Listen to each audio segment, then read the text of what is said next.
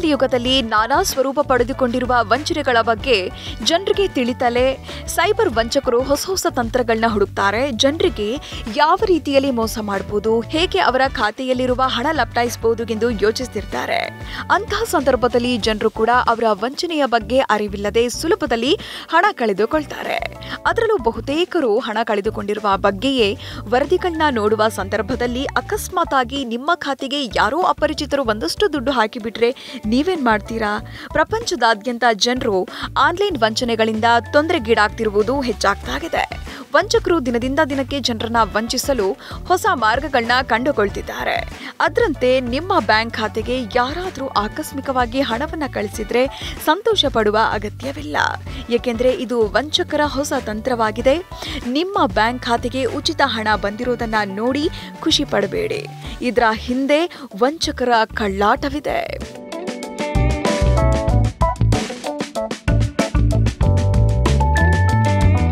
ಹಣವನ್ನು ಕಳುಹಿಸಿದ ನಂತರ ವಂಚಕರು ತಮ್ಮ ಹಣ ಮರಳಿ ಪಡೆಯಲು ಬೇಡಿಕೆ ಇಡಲು ಪ್ರಾರಂಭಿಸುತ್ತಾರೆ. ಜನರನ್ನ ಬಲೆಗೆ ಬೀಳಿಸುವ ಮೂಲಕ ಹ್ಯಾಕರ್ಗಳು ಬ್ಯಾಂಕಿಂಗ್ ಮಾಹಿತಿ ಮತ್ತು OTP ಕದಿತಾರೆ. ತಿಳಿದೋ ತಿಳಿದೆಯೋ ಬ್ಯಾಂಕಿಂಗ್ ವಿವರಗಳನ್ನ ನೀಡುವ ಈ ತಪ್ಪನ್ನ ನಾವು ಮಾಡ್ತೇವೆ. ಮುಂದೆ ಈ ತಪ್ಪು ನಮ್ಮ ಮೇಲೆ ಎಷ್ಟರ ಮಟ್ಟಿಗೆ ಹೊರೆಯಾಗುತ್ತೆ ಎಂದರೆ ವಂಚಕರು ನಮ್ಮ ಹಣವನ್ನ ಸುಲಭವಾಗಿ ಲೂಟಿ ಮಾಡ್ತಾರೆ.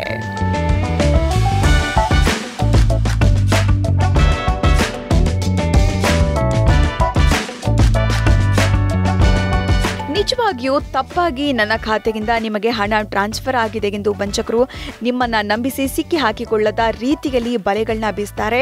ನಂತರ ಬ್ಯಾಂಕಿಂಗ್ ವಿವರಗಳು ಮತ್ತು OTP ಯಂತಹ ಮಾಹಿತಿಗಳನ್ನ ಹಂಚಿಕೊಳ್ಳುವಂತೆ ಮಾಡ್ತಾರೆ. ನಿಮ್ಮ UPI ಲಾಗಿನ್ ಮತ್ತು ಪಾವತಿ ವಿವರಗಳನ್ನ ಕದಿಯಲು ಮಾಲ್ವೇರ್ ಅನ್ನು ಸಹ ಬಳಸಲಾಗುತ್ತೆ. ಅಂತಹ ಪರಿಸ್ಥಿತಿಯಲ್ಲಿ ಯಾವುದೇ ಅಪರಿಚಿತ ವ್ಯಕ್ತಿಯು ನಿಮ್ಮೊಂದಿಗೆ ಯಾವುದಾದ್ರೂ ಲಿಂಕ್ ಅನ್ನು ಹಂಚಿಕೊಂಡ್ರೆ ತಪ್ಪಿಯೂ ಸಹ ಆ ಲಿಂಕ್ ಅನ್ನ ಕ್ಲಿಕ್ ಮಾಡಬೇಡಿ. ನೀವು ಕ್ಲಿಕ್ ಮಾಡಿದ ತಕ್ಷಣ ವೈರಸ್ ನಿಮ್ಮ ಫೋನ್ ಪ್ರವೇಶಿಸಬಹುದು. ಅದು ನಿಮ್ಮ ಬ್ಯಾಂಕಿಂಗ್ ಮಾಹಿತಿಯನ್ನ ಕದಿಬಹುದು. ಹಾಗೆ ನಿಮ್ಮ ಖಾತೆ ಖಾಲಿಯಾಗಬಹುದು. ಹೀಗಾಗಿ ಆ ಸಂದರ್ಭದಲ್ಲಿ ಗಾಬರಿಯಾಗಬೇಡಿ. ಬದಲಾಗಿ ನಿಮ್ಮ ಬ್ಯಾಂಕ್ ಕಚೇರಿಯನ್ನ ಸಂಪರ್ಕಿಸಿ ಮಾಹಿತಿ ಪಡ್ಕೊಳ್ಳಿ. ಅಪರಿಚಿತ ಸಂಖ್ಯೆಯಿಂದ ಹಣ ವರ್ಗಾವಣೆಯಾಗಿರುವ ಕುರಿತು ಮಾಹಿತಿ ನೀಡಿ. ಜೊತೆಗೆ ಪೊಲೀಸ್ ಸಹಾಯವಾಣಿ 112ಕ್ಕೆ ಕರೆ ಮಾಡಿ ಸೈಬರ್ ಪೊಲೀಸರ ಸಹಾಯ ಕೇಳಿ ಮುಂದಿನ ಕ್ರಮ ಕೈಗೊಳ್ಳಿ. ವಂಚಕರ ನಯವಾದ ಮಾತಿನ ಬಲೆಗೆ ಸಿಲುಕಬೇಡಿ.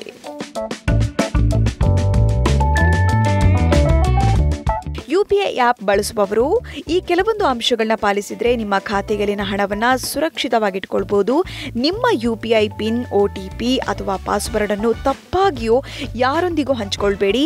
ಯಾವುದೇ ಅಪರಿಚಿತ ವ್ಯಕ್ತಿ ಲಿಂಕ್ ಅನ್ನು ಕ್ಲಿಕ್ ಮಾಡುವ ಮೂಲಕ ವೆಬ್ಸೈಟ್ನಲ್ಲಿ ಮಾಹಿತಿಯನ್ನು ಭರ್ತಿ ಮಾಡಲು ನಿಮ್ಮನ್ನ ಕೇಳಿದರೆ ಮೊದಲು URL ನಿಜವಾಗಿಯೂ ಅಧಿಕೃತವಾಗಿದೆಯೇ ಅಥವಾ ಇಲ್ಲವೇ ಎಂಬುದನ್ನು ಪರಿಶೀಲಿಸಿ. UPI ಅಪ್ಲಿಕೇಶನ್ ಅನ್ನು ಅಪ್ಡೇಟ್ ಮಾಡಿ ಮತ್ತು ಅಪ್ಲಿಕೇಶನ್ ಅಲ್ಲಿ ಬಲವಾದ ಪಾಸ್ವರ್ಡ್ ಅನ್ನು ಬಳಸಿ. UPI ವಹಿವಾಟುಗಳಿಗಾಗಿ ಸಾರ್ವಜನಿಕ ಉಚಿತ ವೈಫೈ ಬಳಸಬೇಡಿ.